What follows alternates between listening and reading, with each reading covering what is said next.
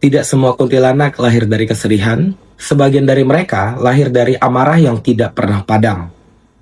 Di antara berbagai jenis kuntilanak yang kita kenal di Indonesia, kuntilanak hitam yang dianggap paling jarang menampakkan diri.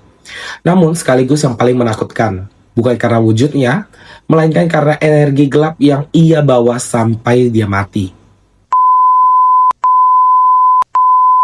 Menurut kepercayaan masyarakat, kuntilanak hitam berasal dari perempuan yang meninggal dalam kondisi yang sangat tidak wajar.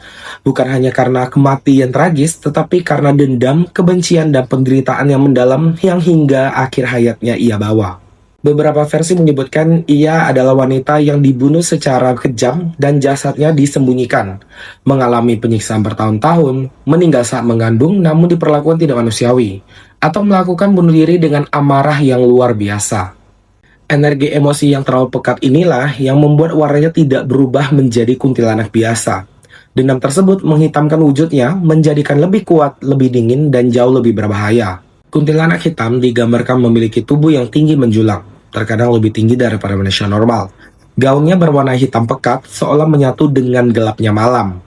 Rambut panjang hitam legamnya sering menutupi wajahnya sepenuhnya. Namun mereka yang mengaku pernah melihat wajah sosok kuntilanak hitam menyatakan bahwa matanya kosong tanpa cahaya, wajahnya pucat keabu-abuan, tatapannya yang menimbulkan rasa sesak dan tekanan batin. Tidak seperti kuntilanak lain, sosok ini hampir tidak pernah tertawa ataupun menangis. Ia hadir dalam keheningan. Sosok kuntilanak hitam ini tidak menyukai keramaian.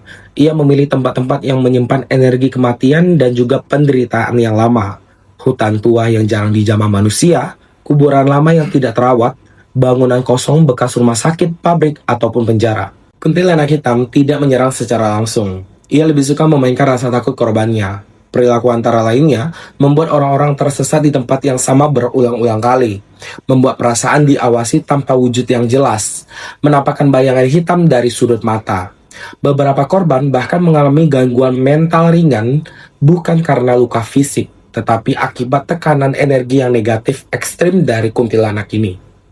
Menurut orang-orang, ini adalah beberapa tanda jika kuntilanak berada di dekat kita. Salah satu contoh, suasana tiba-tiba menjadi sunyi total. Yang kedua, udara terasa berat, dinginnya menusuk, bau tanah, ataupun bau anyir darah secara bersamaan. Hewan mendadak diam ataupun gelisah. Saat tanda-tanda ini muncul, dipercaya kuntilanak hitam ini sedang mengamati Anda.